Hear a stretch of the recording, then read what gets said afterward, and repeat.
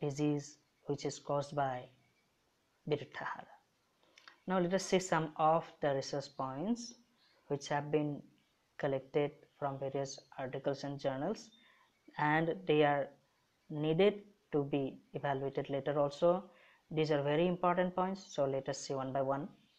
The first one and most important, the green tea or black tea with milk.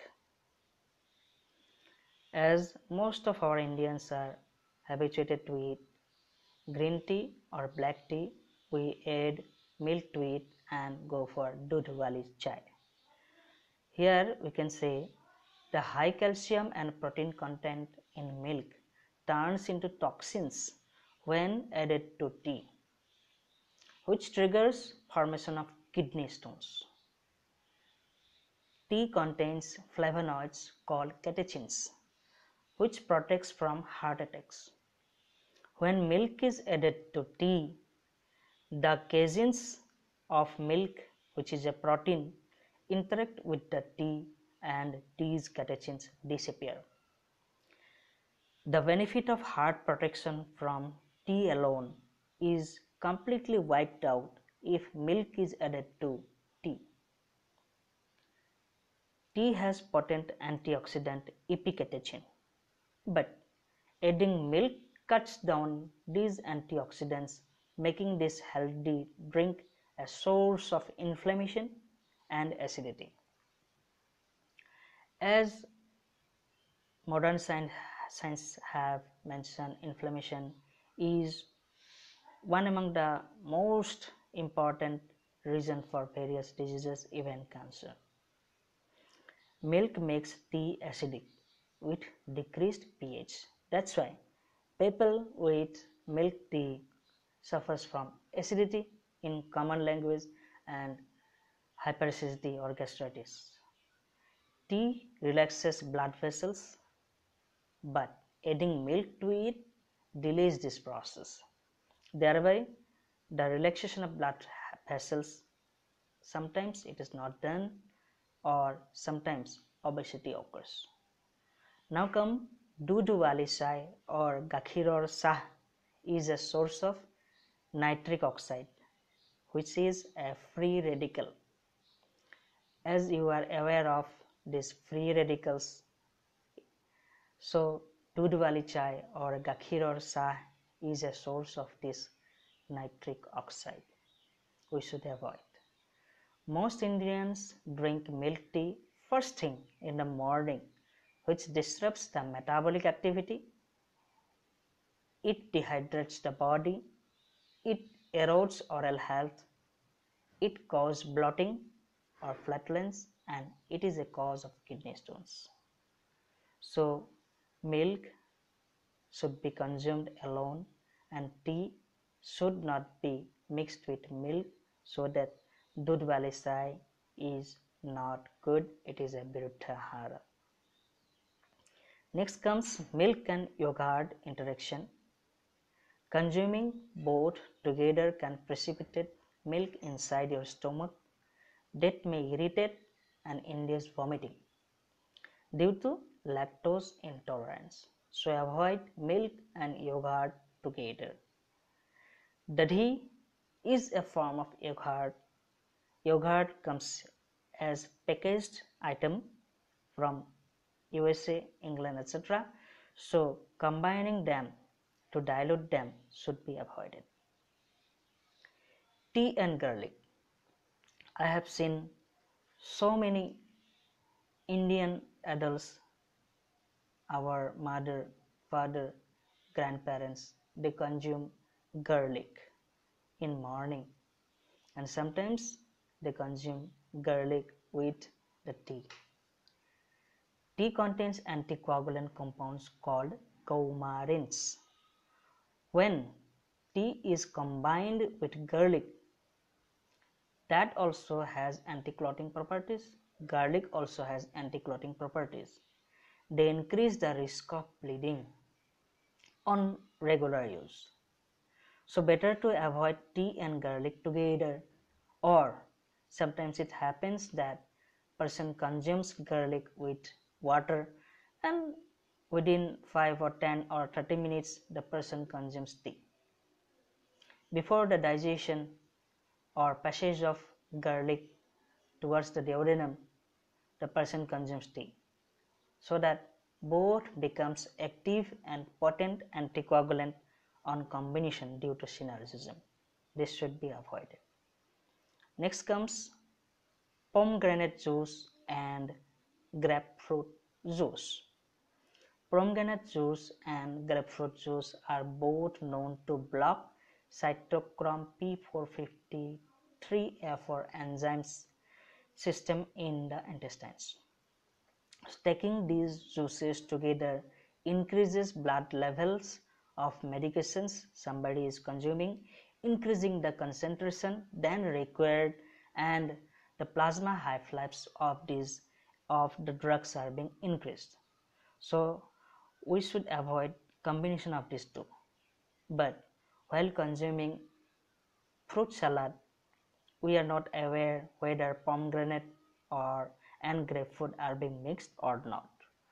If mixed, so we should avoid any one. We should not combine these two, as because P cytochrome 450 will be increased, and this will increase the concentration of any medicine in your body, so that higher concentration may lead to side effects. Let us see. Next one, unripe potatoes, unripe tomatoes.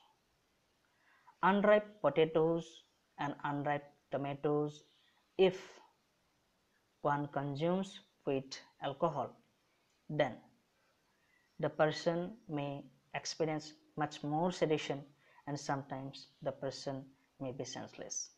This is because the unripe green tomatoes and potatoes contain huge amount of solanine, which interacts with that alcohol.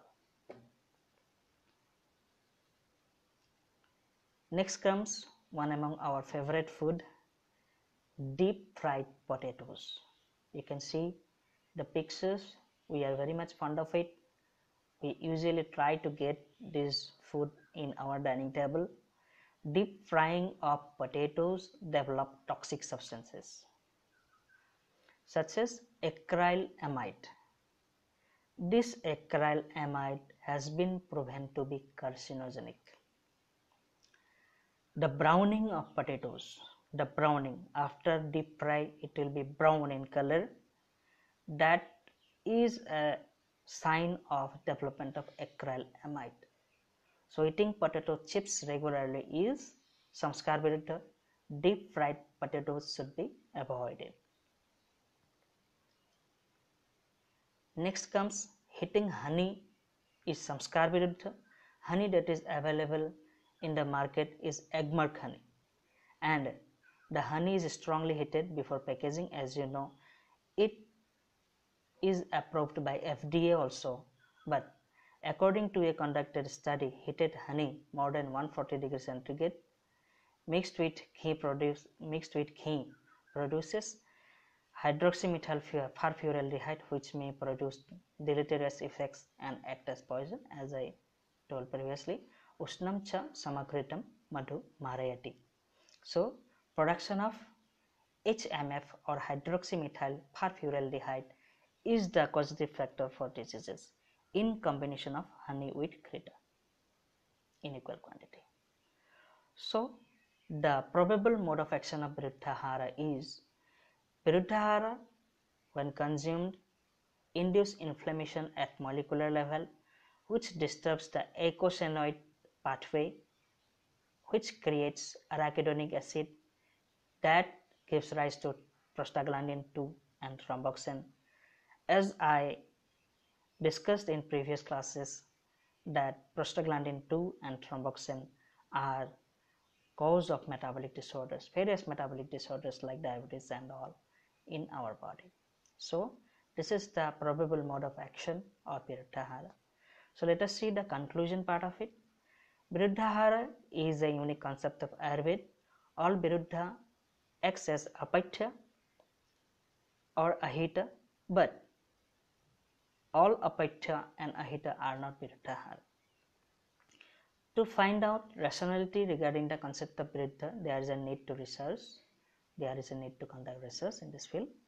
Health education and propagation of Ayurvedic principles of food should be done, and nowadays in the relevant period we are doing the same. What we eat is the I, means we are what we eat.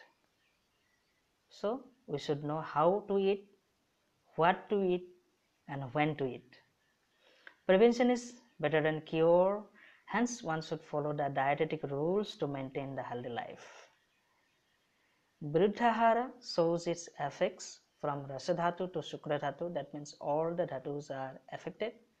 That is, it affects all the dhatus, which shows its severity of consequences which lead to many systematic disorders, and it also acts at gene level, which reveals that it is cause for many diseases of unknown etiology or idiopathic diseases, and also cause for carcinogenesis. So, in order to prevent these deadly disorders, one has to take the preliminary step of preventing the intake of Viruddhahara in our day-to-day life. So, this is all about Viruddhahara, the consequences of it, but due to lack of time, I could not include the concept of H&E, the concept of AGE, concept of zinc and antioxidant properties, the concept of effect on zincs. This is suggested for you all for further reading, which I may cover in my next classes. So thank you all for watching. Thank you. See you again. Stay home and stay safe.